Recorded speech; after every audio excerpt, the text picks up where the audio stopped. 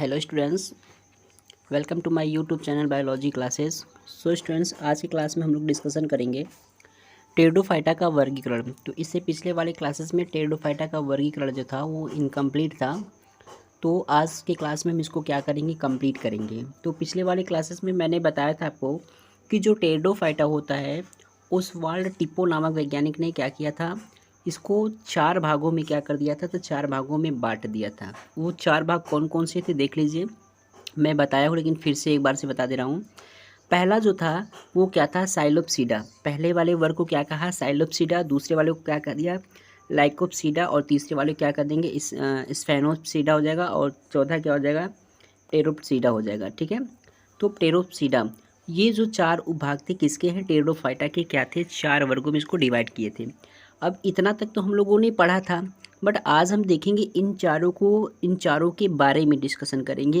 एक एक के करेक्टर हम क्या करते हैं इसमें देखेंगे। तो सबसे पहला क्या है, साइलोप्सीडा के बारे में देखते हैं। ठीक है, तो साइलोप्सीडा जो होता है, सबसे पहली बात इसमें बताएंगे कि यह जो होता है यह सरल एवं प्राचीनतम क्या होता है, संवहनी पादप होता है। मतलब ये सबसे सिंपल का मतलब ये सरल होता है। और प्राचीनतम का मतलब प्राचीन से, संवहनी क्या होता है, तो संवहनी पादप होता है। ठीक है, पौधे होते हैं। और इनमें जो पत्तियां होती है, पत्तियां एवं वास्तविक जो जड़ें होती है, ये नहीं पाई जाती है। मतलब इनकी जो पत्तियां और इनमें जो पत्तियां होती हैं, वास्तविक जड़ें भी इनमें क्या होती हैं, नहीं पाती। मतलब पत्ती और वास्तविक जड़ें इनमें क्या होती हैं, तो नहीं पाई जाती है। ठीक है, और ये समबीजाणु होते हैं। क्या होते हैं ये, समबीजाणु का मतलब जिनके बीजाणु क्या होते हैं, एक समान होते हैं, समबीजाणु कहते हैं। तथा बीजाणुधानी जो होता है वो कहाँ पाया जाता है, तो तनों के शिखर पर क्या होते हैं, पाए जाते हैं। मतलब ये जो होते हैं ये समबीजाणु होते हैं। और ये इनके जो बीजाणुधानी होते हैं, बीजाणुधानी का मतलब जहाँ पे बीजाणुओं का निर्माण होता हो, वो बीजाणुधानी कहाँ पाए जाते हैं, तो तनों के शिखर मतलब एकदम ऊपर की तरफ क्या होते हैं, ये पाए जाते हैं। ठीक है, अब इसके उदाहरण कौन है, इसके उदाहरण हो जाएगा राइनिया, जो कि जीवाश्म के रूप में पाया जाता है। और क्या हो जाएगा, साइलोटम, जो कि जीवित है। ठीक है, तो साइलोटम क्या है, ये जीवित है। अब आपसे इस प्रकार से प्रश्न पूछा जाए कि बताइए साइलोप्सीडा में जो होता है, कौन सा इसका उदाहरण है जो जीवित फॉर्म में पाया जाता है, तो ये साइलोटम हो जाएगा। ठीक है, साइलोटम हो जाएगा। और राइनिया क्या होता है, तो ये जीवाश्म के रूप में क्या होते हैं, पाए जाते हैं। अब हम इसके आगे की तरफ देख लेते हैं, अगला पॉइंट क्या है। अब हम बात करेंगे इसके दूसरे पॉइंट की तरफ, यानी दूसरा उसका वर्ग देख लेते हैं। तो दूसरा क्या है, दूसरा है लाइकोप्सीडा। तो लाइकोप्सीडा जो होता है ये क्या है, तो ये टेरिडोफाइटा का दूसरा वर्ग होता है। तो इसमें क्या है, तो इसमें सबसे पहले बात बताएंगे कि मुख्य पादप में जो होता है, मुख्य पादप में वास्तविक जड़, तना एवं पत्तियां में क्या होती है, पाई जाती है। मतलब इनके मुख्य जो पादप होते हैं वो किस में बटे होते हैं, तो वास्तविक जड़, तना एवं क्या होते हैं, पत्तियां में पाए जाते हैं। ठीक है, तो मुख्य पादप में, यानी मुख्य पादप में का मतलब कि इनके जो पौधे होते हैं वो जड़, तना एवं पत्तियों में क्या होते हैं, तो जड़, तना एवं पत्तियों में पाए जाते हैं। फिर दूसरा पॉइंट क्या बताएंगे कि बीजाणु पर्ण के कक्ष में क्या होता है, बीजाणु धानियाँ पाए। तो बीजाणु पर्ण के कक्ष का मतलब जो बीजाणु होते हैं वहाँ पे क्या होते हैं, छोटे छोटे क्या होते हैं, इस प्रकार से क्या होते हैं, उसमें कक्ष यानी ऑर्बिटल कक्ष होते हैं। मतलब खाने होते हैं कह लीजिए। तो उसमें क्या होते हैं, छोटे छोटे जो खाने होते हैं, उस खाने को हम क्या कर सकते हैं, कक्ष कह सकते हैं। ठीक है, तो कक्ष कह देंगे। तो कक्ष में क्या होता है, तो बीजाणुधानी क्या होता है, इसमें बीजाणुधानी इसमें पाए जाते हैं।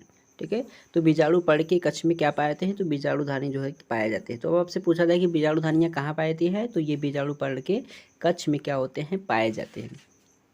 और इनकी पत्तियां क्या होते हैं, लघु पर्णी होती है। क्या होती है, इनकी पत्तियां लघु पर्णी होती है। तो अगर आपसे इस प्रकार से प्रश्न पूछा जाए कि बताइए टेरिडोफाइटा का वह कौन सा वर्ग है जिनकी पत्तियां लघु पर्णी में क्या होते हैं, तो लघु पर्णी में पाई जाती है, तो आप बताएंगे लाइकोप्सीडा में। अब लघु पर्णी का क्या मतलब है, लघु पर्णी का मतलब है कि इनकी जो पत्तियां होती हैं वो छोटे छोटे आकारों में पाए जाते हैं। मतलब छोटे छोटे में क्या होते हैं, छोटे छोटे रूपों में पाए जाते हैं, इसलिए हम इसको क्या कहते हैं, लघु पर्णी कहते हैं। तो इनकी पत्तियां क्या होती हैं, छोटी होती है, इस प्रकार से हम कह सकते हैं। ठीक, अब आगे देख लेते हैं। कुछ सम यानी इनका जो पौधे होते हैं इनमें क्या होते हैं, तो इनमें कुछ सम बीजाणुक होते हैं तथा कुछ क्या होते हैं, विषम बीजाणुक होते हैं। मतलब कुछ ऐसे भी पौधे होंगे इनके टेरिडोफाइटा के जो कुछ सम बीजाणुक होंगे और क्या हो जाएंगे, कुछ विषम बीजाणु। तो सम बीजाणु विषम बीजाणु के बारे में भी बता चुके हैं। जैसे इसके उदाहरण देख लीजिए, क्या हो जाएगा, इसके उदाहरण हो जाएगा सीलेजिनेला हो जाएगा। और क्या हो जाएगा, लाइकोपोडियम। तो सीलेजिनेला जो और लाइकोपोडियम में किसका उदाहरण हो जाएगा, तो बेसिकली ये आप बता देंगे किसका उदाहरण, तो हम कर देंगे लाइकोप्सिडा की। ठीक है, अब हम बात करेंगे तीसरा वाला इसका। तो तीसरा वाला वर्ग क्या है इसके बारे में देख लेते हैं। तो तीसरा वाला जो वर्ग है इसमें बताएंगे कि तनों में क्या होता है। तो तनों में पर्वसंधियाँ एवं पर्व क्या होते हैं, पाए जाते हैं। तो पर्वसंधियाँ का मतलब जैसे ये कोई तना है, ठीक है, ये इस प्रकार से क्या है, तो इस प्रकार से कोई तना है और इस तना में क्या होते हैं, यहाँ बीच बीच में क्या पाए जाते हैं। तो ये जो होता है हम इसको क्या कर देंगे, हम इसको मतलब पर्व कह देंगे। ये जो देख रहे हैं ना इसको क्या कहेंगे, पर्व कह देंगे। मतलब ये दोनों क्या है, तो ये दोनों जो होते हैं पर्व होते हैं। और इस प्रकार से पर्वों के बीच में क्या होते हैं, तो पर्वों के बीच में यानी पर्व जो होते हैं, नोड जो होते हैं, इन नोड के बीच में इस प्रकार से क्या होते हैं, संधि लगे होते हैं। तो इनको क्या कहते हैं, पर्व संधि कहते हैं।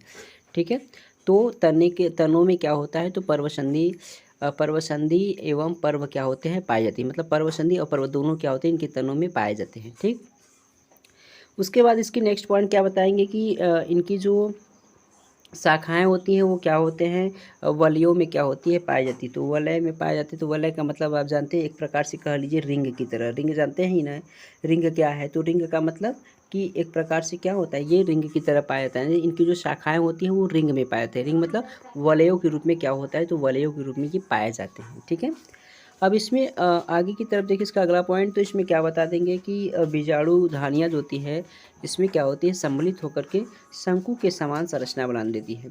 ठीक है, तो इसमें जो बीजाणु धानी होती है, बीजाणु धानी किस रूप में, तो बीजाणु धानियाँ जो होता है वो सम्मिलित होकर के शंकु के कुछ इस प्रकार से क्या होते हैं, शंकु के रूप में क्या होती हैं, बना लेती हैं। ठीक है, तो बीजाणु धानियाँ क्या होती है, तो बीजाणु धानियाँ जो होती है वो सम्मिलित होकर किसका आकृति लेते हैं, शंकु के समान संरचना बनाते हैं। अब आपसे प्रश्न पूछा जाएगा कि बताइए वह टेरिडोफाइटा का वह कौन सा वर्ग है जिनकी बीजाणु धानियाँ सम्मिलित होकर के शंकु के समान की क्या बना लेती है, संरचना बना लेती है। तो आप क्या बताएंगे, स्फिनोप्सिडा बता देंगे। ठीक है, और इसके उदाहरण कौन है, तो इसके उदाहरण है इक्वेस्ट है। क्या है, इक्विस्ट है। तो इसके उदाहरण क्या हो जाएगा, इक्विस्ट इसके उदाहरण हो जाएगा। ठीक, तो अब हम लास्ट इसके चौथे वाले पार्ट को मतलब चौथे वाले को देख लेते हैं। चौथा इसमें क्या है, तो इसमें बताएंगे चौथा क्या हो जाएगा, टेरोप्सिडा हो जाएगा। तो टेरोसीडा जो होता है इनका क्या चीज़, इनका मुख्य जो होता है, मुख्य पादप क्या है, तो जड़, तना एवं पत्तियों में भी क्या होता है, ये भी बता होता है। मतलब यह भी क्या होता है, यह भी जड़, तना और पत्तियों में क्या होता है, बटा होता है। ठीक है, और इनमें बड़ी पत्तियां क्या होती हैं, तो इनमें बड़ी पत्तियां पाई जाती हैं। जैसा कि इससे पहले वाले में बताया कि वो उसकी पत्तियां जो थी वो क्या होती हैं, छोटी पाई जाती हैं, लेकिन इनकी पत्तियां क्या होती हैं, बड़ी पाई जाती हैं। ठीक है, अब हम इसके अगले पॉइंट की तरफ बढ़ लेते हैं। इसका अगला पॉइंट क्या है, इसके बारे में देख ले। तो इसका अगला पॉइंट क्या हो जाएगा, इनकी जो अब बात करें इनकी बीजाणुधानियाँ जो होता है, इनकी जो बीजाणुधानियाँ होता है वो गुच्छों में क्या होती है, पाई जाती है। तो मतलब इनकी जो बीजाणुधानी होती है जिसमें बीजाणुओं का क्या होता है, निर्माण होता है, वो बीजाणुधानी क्या होता है, तो वो बीजाणुधानी गुच्छों में क्या होती है, पाई जाती है।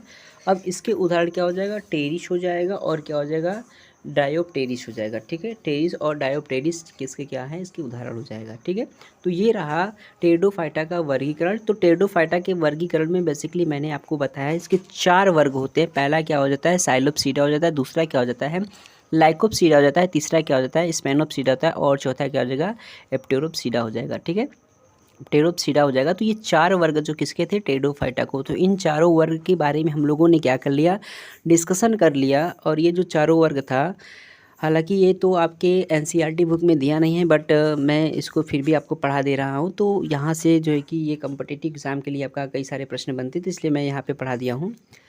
तो आज का डीपीपी क्या है इसके बारे में देख लेते हैं, लेकिन आप लोग वीडियो को थोड़ा से अधिक शेयर कर दिया करिए।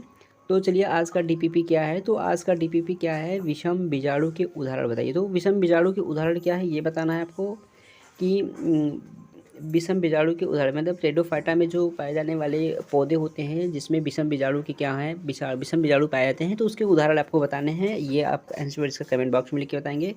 एंड सेकंड क्वेश्चन क्या हो जाएगा, तो सेकंड क्वेश्चन हो जाएगा टी फर्न कितनी ऊंचाई तक वृद्धि कर सकती है। तो मैंने बताया था टी फर्न जो होता है वो कितने ऊपर तक जो है कि वृद्धि कर सकता है, कितनी ऊंचाई तक। इसका भी आंसर क्या करेंगे आप कमेंट बॉक्स में लिख कर बताएंगे। अगले दिन की क्लास में हम पढ़ेंगे टेरिडोफाइटा के 2-3 टॉपिक और रह गए टेरिडोफाइटा के। उसके बाद हमारा टेरिडोफाइटा क्या हो जाएगा, समाप्त हो जाएगा। तो जब टेरिडोफाइटा हमारा क्या हो जाएगा, समाप्त हो जाएगा, तो हम लोग जिम्नोस्पर्म और एंजियोस्पर्म ये 2 टॉपिक पढ़ेंगे। तो हमारा ये चैप्टर क्या हो जाएगा, कम्प्लीटली हो जाएगा।